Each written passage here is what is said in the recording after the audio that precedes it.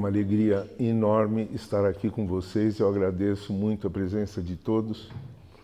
E eu queria dizer que a palestra que eu vou tentar ofertar para vocês, eu a ofereço a Lili, a Andréia e ao Raul.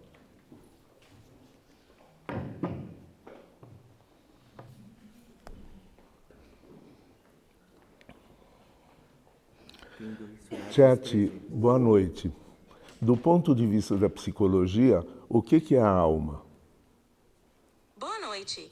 Na psicologia, o termo alma não é comumente usado da mesma forma que em religiões ou filosofias. E do ponto de vista filosófico? Oi, Chat, você está me ouvindo? Ela foi embora. Então eu tenho que continuar. A gente tinha combinado, né?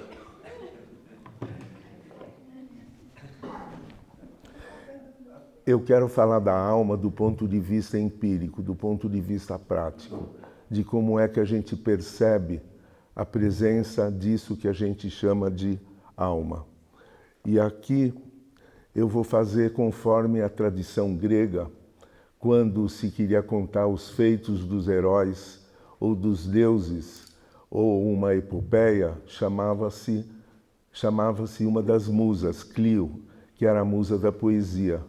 Porque a poesia é aquela que rememora a história, é aquela que mantém viva a consciência coletiva. Então, modestamente, eu invoco Clio para que, com a ajuda de alguns poetas, eu possa repetir o que eles disseram, não eu, o que eles disseram a respeito da alma.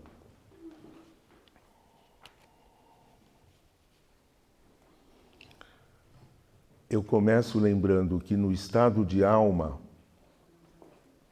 o meu ego sai da frente e deixa espaço para que a alma seja percebida. O ego é tão inseguro que, como se fosse uma tela de computador, ele quer ocupar a tela inteira. E tem medo que, se aparecer uma outra potência além dele, ele vai perder o trono. O ego é muito inseguro, ele é muito infantil, mas ele é maravilhoso, ele é terrível e nós funcionamos nele o tempo inteiro, a não ser em breves momentos, quando ele sai da frente ou ele se distrai, e a alma nos faz sentir algo completamente diferente daquilo que a gente está acostumado nas vivências diárias com o ego. Então, eu diria,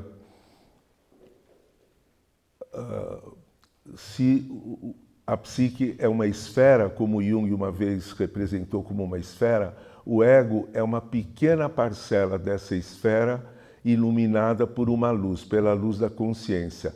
Todo o resto está na sombra.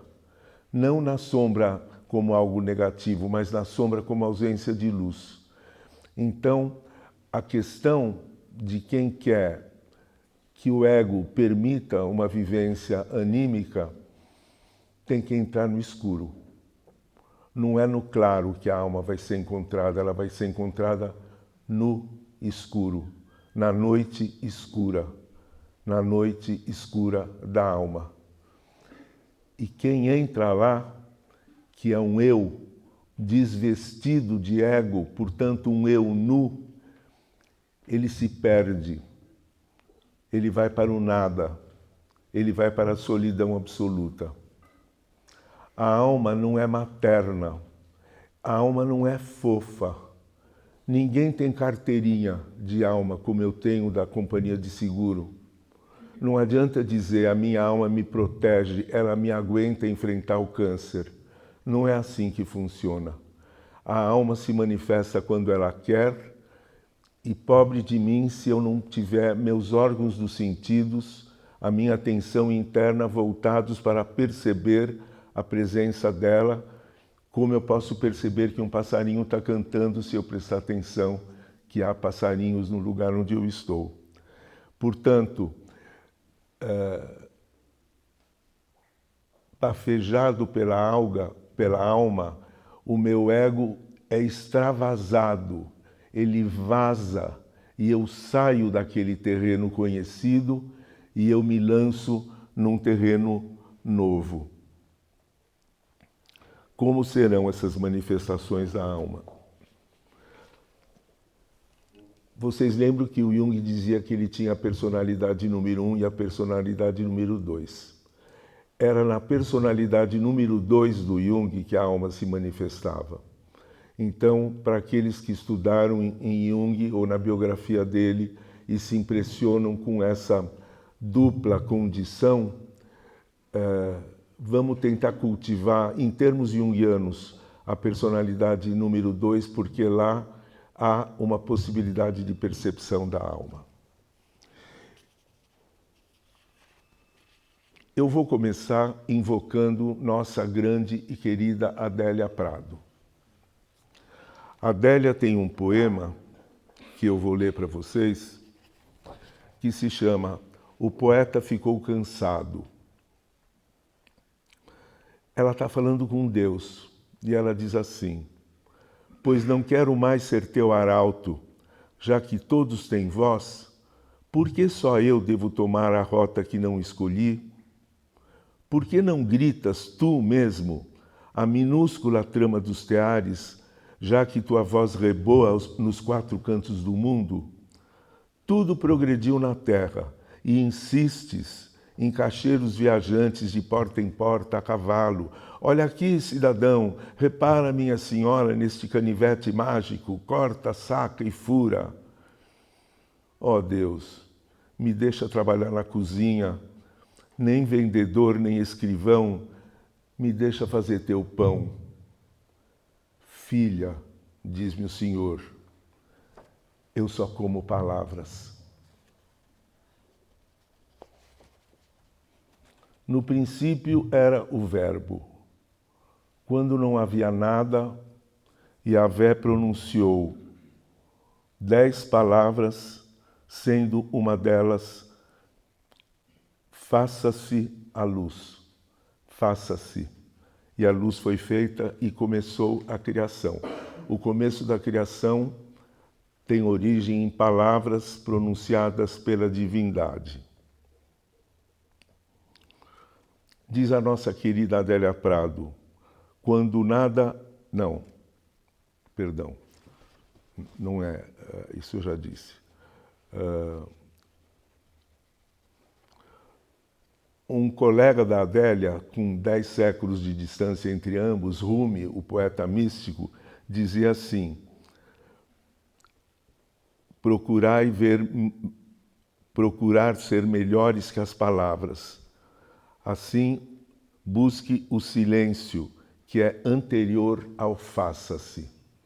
Então, aqui nós já temos a palavra e o silêncio. Adélia Prado é uma poeta que nos inunda com o seu amor pelo inenarrável. Ela se queixa, ela exulta, ela se apequena, ela se engrandece na busca de um contato com a divindade, que às vezes ela percebia, às vezes não, e por isso ela sofria. Então, Adélia é aquela que procura no escuro. Ela procura no escuro da noite, ela procura no escuro interior e procura também no mato que nasce no quintal. Qualquer lugar é lugar para ela procurar. Ela se sente incompleta, sente que as palavras são insuficientes, ela sente falta e sente que não é atendida. Ela convoca Deus, mas diz: Ele não é o que dizem, Ele grita, Ele convoca a loucura, Ele afasta de mim as delícias que nos sonhos concede. Grande e escuro é Deus, e forceja por nascer da minha carne. Continua ela. Eu estou fazendo um mosaico dos poemas da Adélia Prado, não estou lendo cada um, mas eu estou juntando e fazendo um mosaico, vocês percebem. Ela diz assim: me deixo estar inerte, porque não há em mim qualquer coragem. Não posso ter, nem ser, nem morrer, nem viver. Não posso entrar nem sair. Clamo por Deus e Ele me devolve ao tempo as notas fiscais.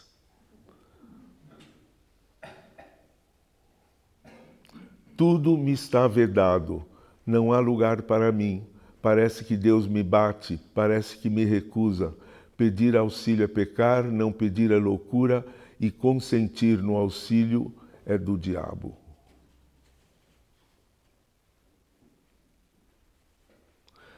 Desde a juventude eu pedi, quero ver teu rosto, mostra-me tua face.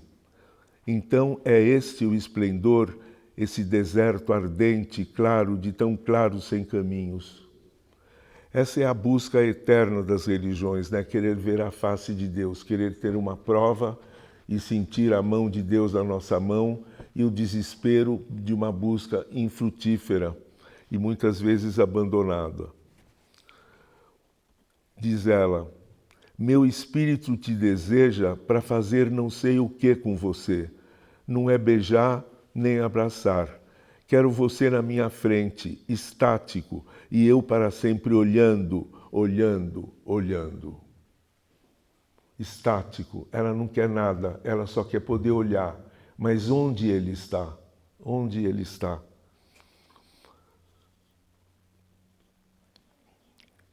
Eu não queria palavras para rezar.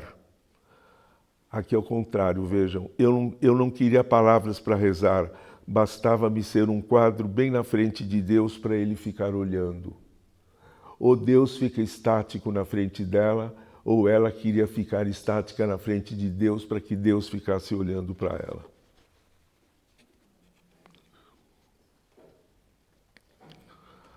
A beleza transfixa. As palavras cansam porque não alcançam. É preciso de muitas para dizer uma coisa só. Daí diz ela, eu nunca tive um rapto como Santa Teresa de Ávila, só um pequeno desmaio devido a dores agudas e por 3 vezes seguidas a sensação de estar fora do tempo. Palavras são meu consolo. Ela volta para as palavras como sendo a única coisa que ela tem é poder falar, é poder enunciar. Pergunto-vos, e já me sei perdoada, como se vos tivessem imolado pelos meus e por mim. Eu e só vos dei palavras. Imolar é sacrificar um animal pelos deuses, né? E ela diz, Deus, parece que eu estou perdoada, como se tivessem feito uma imolação para vós, pelos meus e por mim. E eu só lhes dei palavras, eu não sacrifiquei nenhum animal.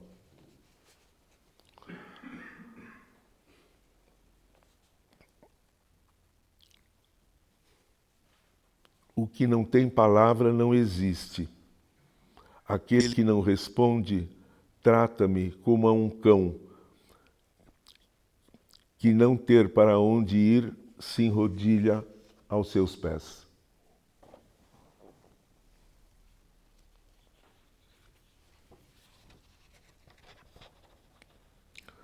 Na hora em que nada parece estar errado, nem os monturos com seus sacos plásticos, o invisível te arrepia os pelos.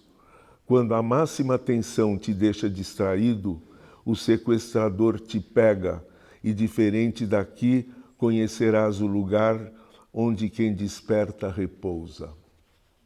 Adele encontrava Deus numa haste de capim ou numa estrela do céu. Para ela, qualquer lugar era lugar para você encontrar.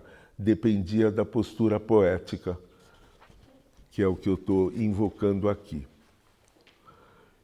No século XIII, houve um poeta, no movimento que veio a ser conhecido como sufismo, chamado Rumi. Ele escreveu mais de 40 mil versos. É a maior coleção mística de poesia que existe. Ele nasceu na Turquia, era da esfera muçulmana, e ele teve um grande mestre pelo qual ele fica apaixonado, e no mestre ele vê o divino. Então ele começou a dizer palavras que os discípulos anotavam, que são maravilhosas.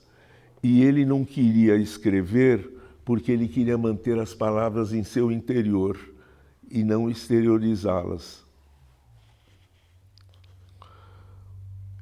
E ele diz o seguinte: a poesia nasce lá onde morrem as palavras proferidas. Então vocês veem essa dialética, palavra, silêncio, palavra, não palavra.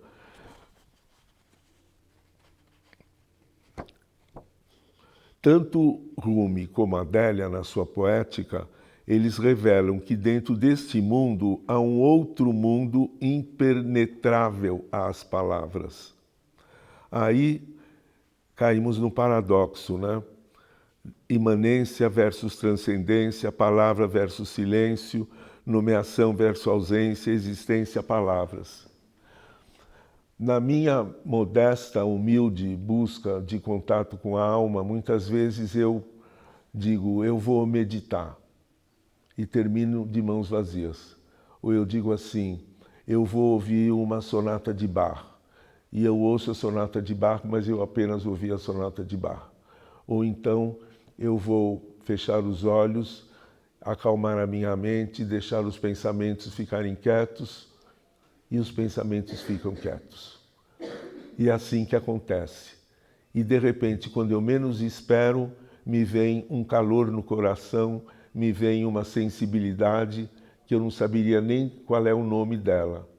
Portanto, nós não podemos ser buscadores sequiosos.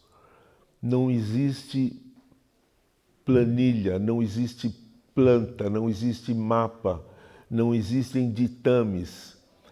Cada um, e às vezes as crianças fazem isso, encontram essa vivência interior de uma maneira distraída. É claro que o cultivo da amizade, o cultivo do amor, o cultivo da relação com a natureza são práticas benéficas para que se perceba abrirem-se as cortinas e a gente conectar um outro nível, né? E eu acredito que aqui a maioria de nós tenta fazer isso. Diz o Rumi, a palavra surge da alma, mas diante dela se apequena. Eu estou falando palavras também, quer dizer, no fundo minhas palavras não servem para nada, apenas para despertar alguma coisa. Elas em si são inúteis, porque não dá para eu descrever a alma. Na minha concepção, e a de muita gente, muitos bons pensadores, né? A alma não é antropomórfica, ela não é uma mulher, ela não é feminina, ela não é masculina, ela não é humana. O que ela é, então? Ela é uma substância cósmica, digamos assim, uma substância, uma essência, né? Ela não... Tanto que, mesmo na Igreja Católica, que é tão farta de pinturas e visões, você não vê uma pintura da alma. Como é que você representa a alma? Como uma fumaça, como um vapor, como o quê, né? Mas nós sabemos que nós temos um âmago e a gente dá o nome de alma para esse âmago. Mas como é que eu represento ele? Ele é irrepresentável e mesmo as palavras são pobres para falar dele. Então o Rumi, ele recomendava o seguinte: quebre o núcleo da letra e chegue ao sentido da palavra.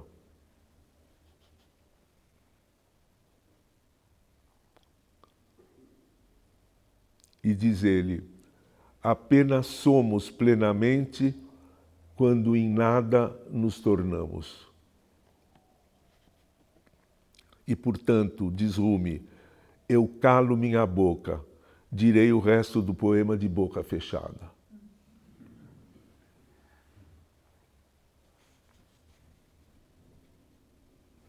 Perante Deus, até o silêncio é um ruído.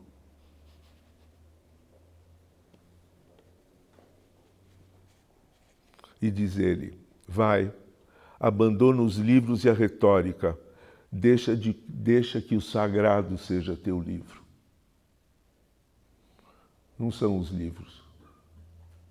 Ou, eu diria aqui no Brasil, Deixemos que a natureza seja o nosso livro.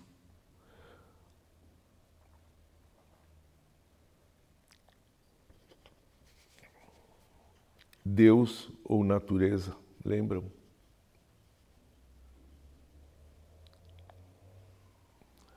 Diz Rumi para o amado, que eu poderia dizer, está dizendo para a alma, não tem sexo aqui. Do teu oceano derivam as pérolas de sentido que enfiei, uma a uma, no colar da minha fala. A minha fala é feita de pérolas de sentido que eu recorri do oceano, da imensidão do sagrado. Silêncio, ouve apenas sua voz interior. Recorda o primeiro instante. Estamos além das palavras. Silêncio, e depois mais silêncio. Não uses a boca para falar. A boca é para provar a doçura do ser.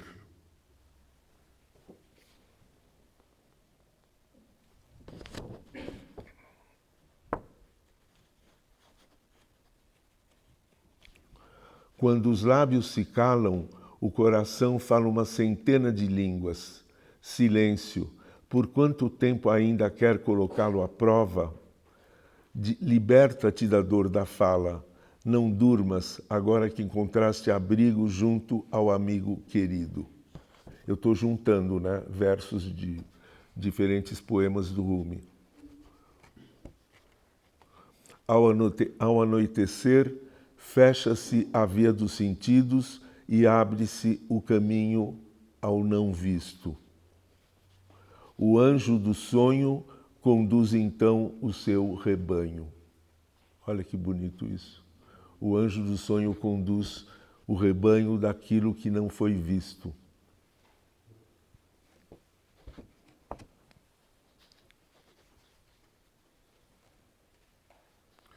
Surgiu no céu uma lua, sutil como a alma, até que o segredo do saber divino me foi por inteiro revelado e o vaso do meu ser dissolveu-se inteiro no mar. O Rumi também tem essa dicotomia, o mundo material em que ele vive e um mundo transcendente, né? São esses dois mundos. E ele diz, é doce olhar para os dois mundos, é nossa única visão dissolver-se como açúcar na água. É maravilhosa a maneira como esse poeta de 1207 ele nasceu. O nível que ele chegou a descrever estados interiores da alma, né?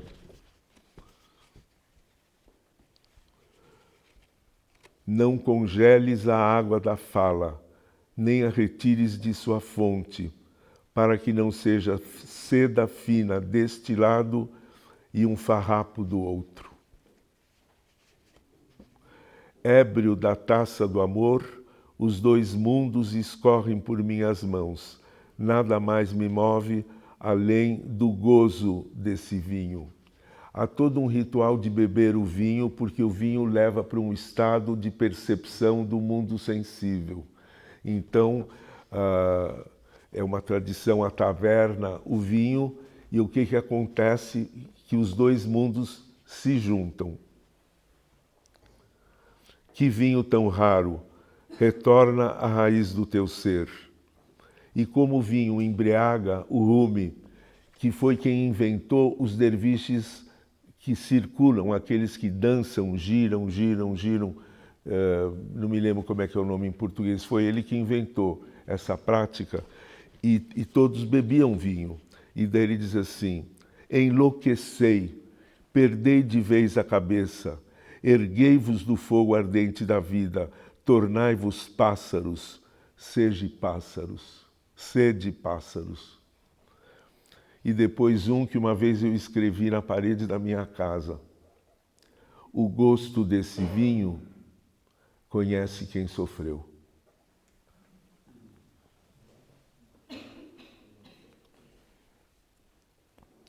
Além da Adélia e do Rumi, é impossível deixar de lado San Juan de la Cruz, São João da Cruz, que foi um poeta místico espanhol junto com Teresa de Ávila, e ele é contemporâneo da época do governo geral do Brasil. Eu anotei, não sei onde eu anotei a data do nascimento dele, mas é tipo assim, 1540 até 1590 e pouco. Ele morreu com 40 e poucos anos. Então vamos pensar, nessa época que Portugal estava instalando o governo geral do Brasil, um homem que era um simples homem do povo se torna um visionário místico capaz de compor um longo poema chamado O Cântico Espiritual, de onde eu vou tirar algumas estrofes para comentar, comparando com Rumi e com Teresa de Ávila. Então, aquilo que a gente estava ouvindo é o Cântico Espiritual musicado pelo Amâncio Prada, que é um cantor e um violonista espanhol. Eu vou fazer uma leitura psicológica, porque o canto espiritual, a alma está procurando Deus. E eu estou dizendo, o ego está procurando a alma. Eu vou fazer uma pequena transposição. Então, o ego diz assim: onde é que te escondeste, amada, e me deixaste com gemido? Como servo fugiste, havendo-me ferido, saí por ti clamando, e já eras ido. A alma se esconde. Onde que ela se esconde? Ela se esconde porque o ego se esquece dela. Daí ela se esconde. Ela não fica se revelando de qualquer maneira, em qualquer estado de espírito. Ela está... Tem uma expressão muito bonita que é Deus absconditus, em latim, que é Deus oculto, Deus escondido, né? No interior, na interioridade. A alma me deixou uma chaga. É uma chaga de amor. E agora ela está além do meu entendimento. Então vejam como é uma história de amor diferente da história de amor entre dois humanos. Porque é o amor que move, é o amor que move o ego também. O ego, a parte, digamos, boa do ego é capaz de amar e começa a amar, né? Mas onde que está esse amor não é assim que você acha na hora que você quer. Você tem que procurar e tem que entrar no esconderijo, né? Falar sobre a alma não é a alma. Isso aqui é uma coisa que me incomoda cada vez mais. São os intelectuais falando da alma. A alma não é assunto para o Logos. O Logos é um dom precioso, mas ele é aplicado para outro tipo de conhecimento. É como dizer, a alma só pode ser conhecida quando você já está na alma. Mas as crianças são capazes disso. Então nós temos que aprender uma certa ingenuidade, uma certa entrega para experimentar estados que o ego reprime, como se eles fossem infantis, como se eles fossem ridículos, fossem coisa de superstição. Aí está perdido. Quer dizer, sem esse núcleo interno ingênuo, é difícil fazer contato com o lugar onde a alma se escondeu.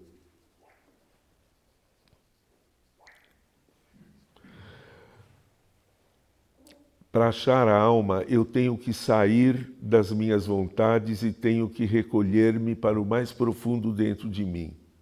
A alma está dentro, não fora. Como disse Lucas, o reino de Deus está dentro de vós. É dentro que está. Então, é como se a alma estivesse num esconderijo. E se eu me aproximar do esconderijo, ocultamente eu tenho que penetrar no esconderijo e ficar lá dentro com o objeto oculto. Por isso, San Juan dizia, ore em segredo. Eu acho muito bonito isso, porque se eu tenho uma experiência sutil, que eu poderia chamar de experiência de alma, eu tenho que ficar calado. Não é para eu ficar contando para os outros que eu tive aquela experiência, daí eu já perdi. Então, é uma extrema graça. É difícil conseguir uma vivência dessa, mas se eu consigo a vivência, eu tenho que ficar em silêncio, senão o ego fica vaidoso. Eu tenho contato com a alma. Vocês percebem como tem uma dialética psicológica riquíssima aqui entre duas partes, né?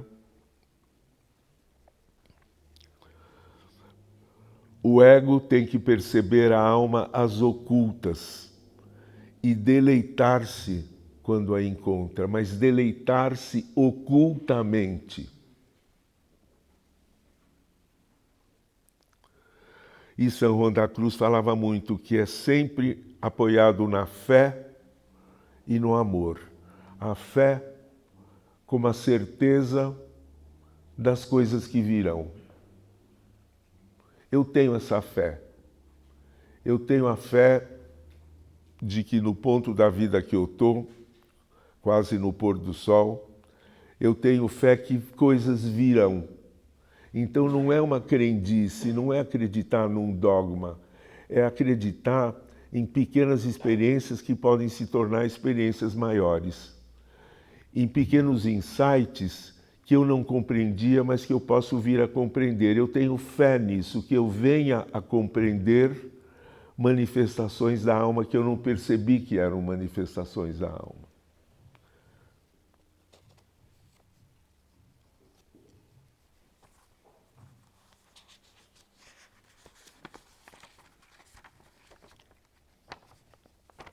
A minha letra ficou miudinha e agora eu estou com dificuldade de ler minha letra.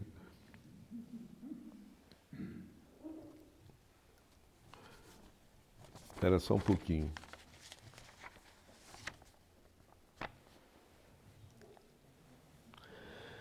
Então aqui o ego está pedindo para a alma: extingue os meus anseios, porque ninguém os pode desfazer. E vejam-te meus olhos, pois deles és a luz, e para ti somente os quero ter. Quer dizer, o ego diz assim, né?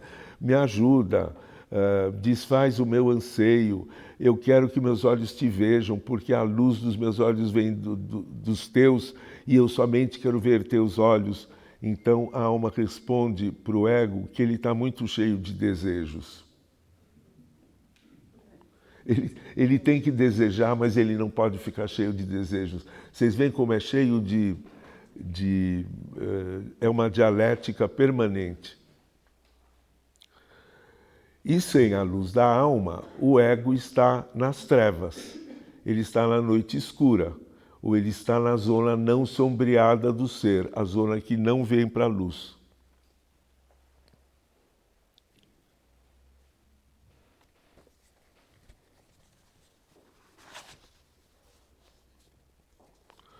E tem um outro conjunto de poemas do Cântico Espiritual que diz assim: quem poderá curar-me? Acaba de entregar-te, alma, já deveras.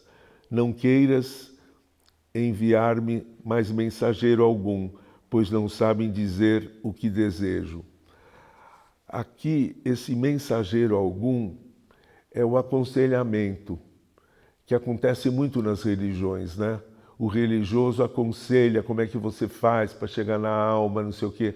E aqui o São João da Cruz está escrevendo que a alma diz, não queiras, o ego diz para a alma, não queiras enviar-me mais mensageiro algum, pois não sabem dizer o que desejo.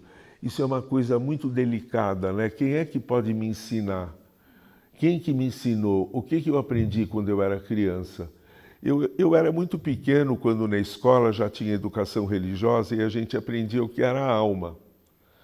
E eu fazia minhas fantasias, eu acho que todos nós faziam.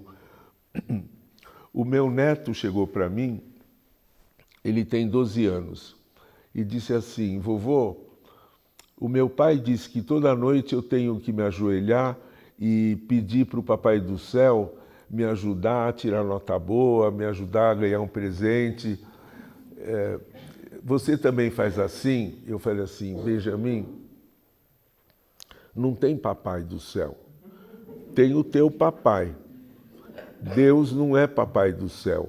Ele falou, vovô, mas o que é Deus? Eu falei, sabe quando você está surfando e vem uma onda e você surfa e você faz assim, esse é Deus. É o overwhelming, que se fala em inglês, né? É uma percepção arrebatadora. É no arrebatamento que a gente encontra Deus ou encontra o sagrado. Quer dizer, quem é que poderá me curar das minhas dores? Ninguém poderá me curar das minhas dores, a não ser que eu chegue naquele nível de perceber que tudo está unificado. O universo é o milagre dos milagres dos milagres, e Deus, para Spinoza, são as leis da natureza que criaram o universo ou que criaram uma gramínea no chão, né? Tudo está unificado. E Jung insistia muito nisso, né? Que ele dizia que você vai para a personalidade número 2 se você observar as sincronicidades. A sincronicidade não é uma coisa para dizer, que legal, tinha uma sincronicidade, então vira uma coisa jocosa. A sincronicidade é um corte no real, é um corte transversal, porque é como se você olhasse por uma fresta e percebesse que as coisas estão unidas. Eu estava pensando em você e você me ligou. Oh, que sincronicidade! Espera um pouco, fica quieto um pouco, fica com isso. Como assim? Qual é a relação das coisas, né? Por que coisas acontecem juntas e uma não é a causa da outra? Ora, na psicologia junguiana, a sincronicidade tem um papel muito grande. Outras psicologias acho que nem mencionam. Mas o que ele propunha eram pequenos exercícios para fazer a personalidade 2 vir para a toma. O Jung era visionário, ele era profético, ele era místico. Quando eu voltei de Zurique em 81, quando alguém que era do contra dizia Jung era um místico, eu dizia Jung não era um místico nada, ele era um experimentalista, ele era um empírico. Mas depois de ler o Catafalque, eu digo, místico tem a mesma raiz de mistério. O Jung, ele lidava com mistérios, e para ele mistério não tem que ser decifrado. A raiva da ciência é quando ela não explica os mistérios. Então, como ela não explica, ela diz que não existe. Nós não. E os junguianos, eles têm que se acostumar que há coisas que são misteriosas, que não dá para a gente explicar. E isso é místico. A raiz da palavra místico não é quem tem bola de cristal e fica aspirando fumaça, né? É uma coisa que nós temos, né, essa relação com o inefável, o incompreensível, o inexplicável. Então, já deu quase 1 hora, não deu? Que nós ainda temos canto. Eu queria só finalizar juntando a noite escura com a Nigredo. Na alquimia, a Nigredo é o correspondente da noite escura na mística cristã ou na mística sufi. Por quê? O começo do processo de transformação é uma massa negra, é uma massa escura, que não tem nome de nada, não é uma coisa bonita, não é uma coisa agradável, é completamente preta, é negra, nigredo, né? E com o trabalho alquímico, que é um trabalho de atenção e manter uma temperatura branda constante. O que é a atenção? Por exemplo, todos nós que somos terapeutas, nós prestamos atenção no paciente, mais do que ele. Depois ele aprende a prestar atenção, né? No que acontece dentro, quais são os sonhos, quais são os pensamentos que vêm na cabeça. Às vezes eu digo para um paciente meu, lembra, você pensava tal coisa. Ele fala, ué, Gambini, como é que você sabe o que eu pensava? Eu digo, porque você me contou e eu prestei atenção Por isso eu lembro, né? Então, o alquimista, ele ficava diante daquele vaso alquímico horas e horas e horas a fio, olhando, olhando, olhando e projetando, só que isso ele não sabia o que acontecia na psique dele, na matéria. Então, a matéria-prima negra, devido a esse cuidado, a esse fogo brando, porque senão calcinava tudo, não pode pôr nada dentro do vaso, deixa tudo que está lá dentro, o conteúdo ia clareando, ia clareando, ia clareando como um alvorecer. Então o nome vem de alva, albedo, quer dizer branco, e depois vem o vermelho, né? Então, quando nós entramos na nossa noite escura, nós não devemos pensar que isso é uma regressão psíquica. Porque o ego, ele nos dá uma certa segurança. Se você ficar no ego o tempo inteiro, você fala, não, eu estou indo muito bem, eu estou de parabéns, porque eu estou aprendendo as coisas, eu estou falando mais, eu estou ótimo, né? Daí você tem muito medo se vem alguma escuridão, mas a escuridão mais cedo ou mais tarde vem. Um sonho pode trazer escuridão, ou um desencontro com alguém, e a gente tem medo de que aquilo nos faz regredir. Ora, o destino da Nigredo é a luz. O destino da treva é a luz. Quer dizer, não é regressão, é alquimia. Então nós não temos que ter medo se eu estou procurando a alma, estou procurando e só vejo escuro, só vejo escuro, só vejo escuro. Por quê? Vejam bem, o escuro é um útero onde é gerado aquilo que é possível.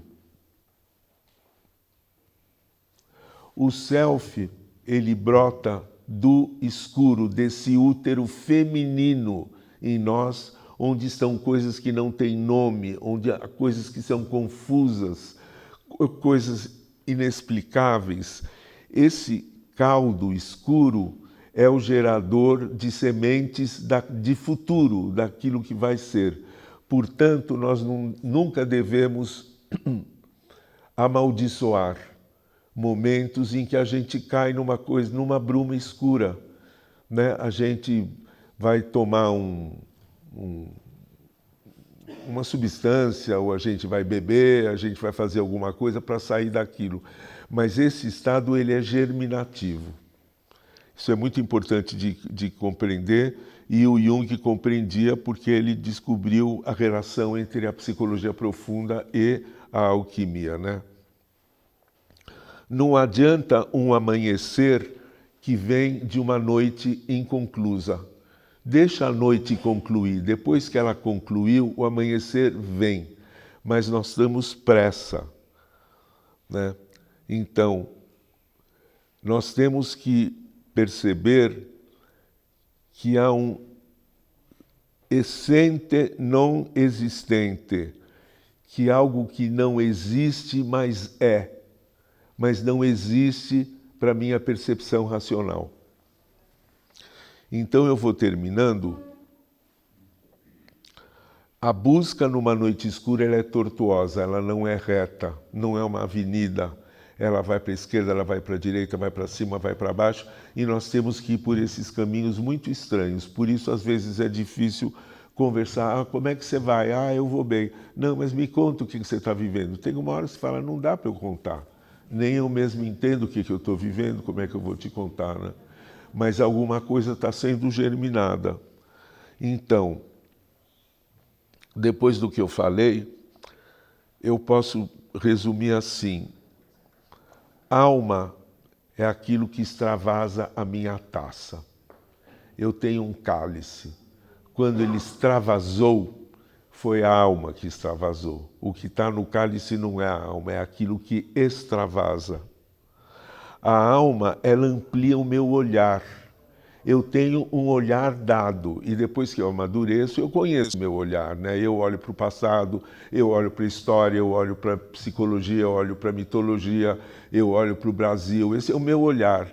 A alma, ela me traz um outro olhar. Quer dizer, pelos olhos da alma, eu vejo o Brasil de um outro jeito do que eu vejo como sociólogo que eu sou. Então, eu vou publicar mais um livro agora, talvez no segundo semestre, eu procuro juntar o olhar das ciências humanas e mesmo da psicologia com o olhar da alma. Juntar as duas coisas, essa dicotomia, né? Colocar juntos. Então, além de ampliar o meu olhar, a alma, ela funda um estilo de entendimento diferente do entendimento do Logos. Quer dizer, ela me torna capaz de entender certas coisas por um percurso diferente do percurso lógico, científico e racional. E como eu disse no começo, a alma é a personalidade número 2. O escuro transforma o ego. A Nigredo tende à evolução. O self é o que eu ainda não sou. E o meu contato com a alma me ajuda a ir sendo.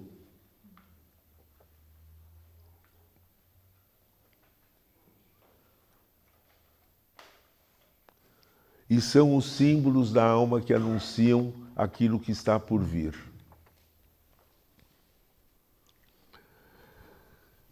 Esse aqui é o 9º encontro da série Fundamentos da Alma, né? Desde o começo eu tinha dito que eu não iria me preocupar em definir o que é alma, o que não é alma, cada um tem a sua noção, mas que a alma precisa se fundamentar em alguma coisa, eu não estou dizendo o que ela é. E o primeiro fundamento foi o amor, porque quando há amor, é muito mais provável que a gente sinta a alma. Quando há liberdade interior, que a gente não fique capturado por complexos, por arquétipos, não fique possuído, que a gente não saia de si, então essa liberdade, ela permite uma aproximação da alma. A justiça, quando não é praticada, ela fere profundamente a alma. E muitas vezes a justiça civil, a justiça oficial, a alma não está de acordo com aquilo que a justiça resolveu. Então há uma justiça da alma. Se a gente escuta, a gente fala, não, isto não é justo. Não do ponto de vista do Código Civil, do ponto de vista da alma, né? Depois nós falamos da solidão. O estar só é fundamental para qualquer desenvolvimento interior. Nós falamos do contato com as raízes, né? E no Brasil temos a raiz indígena, a raiz portuguesa e a raiz africana, e nós conversamos com colegas, a Célia Malaquias, que é preta, o Jecupé, que é indígena, a Marlui Miranda, que faz uma ponte entre eles, e a gente tentou falar das raízes do Brasil. Depois houve um sobre imaginação ativa. Mas imaginação ativa como forma de resistência, não era? Depois o outro era a beleza, o prazer e a arte. E eu fiz um diálogo com... Rafael, você está aqui? Oi, Rafael. Oi. Eu e o Rafael fizemos um diálogo para mostrar que o diálogo inspirado pela alma tem uma beleza que é peculiar dele, né? E o último, que foi Desabrochar, baseado na botânica do Goethe, e que nós todos nos comprometemos a ir desabrochando e sem murchar, sem cair do pé. E hoje falando da alma. E eu já tive uma ideia sobre o que possa ser o próximo. No domingo, o Raul anuncia. Ou anuncio? Foi uma visitação. Um fundamento da alma é a capacidade das crianças de se encantar. Vocês acham que isso é um fundamento? Tem horas que a gente tem que se tornar uma criança para se encantar com a vida, se encantar com o mundo, se encantar com os outros. Então nós vamos estudar o arquétipo da criança divina, do Jung, vamos estudar a criança na mitologia, vamos estudar a criança como símbolo do novo, como símbolo do futuro, porque os símbolos também nos remetem, né? Então, nós vamos depois pensar nas pessoas que poderão contribuir, terapeutas infantis, que há excelentes, né? Educadores que entendem muito de criança. Temos um colega que trabalha com o corpo. Como é que ele faz? O Paulo Baeta, que ele faz a gente virar criança de novo no corpo, no movimento. Então, provavelmente, a decoração vai ser com balões de festa. E nós vamos voltar a ser crianças. Muito obrigado. E agora vamos ouvir música, que é também um veículo para se chegar na alma. Muito obrigado a vocês.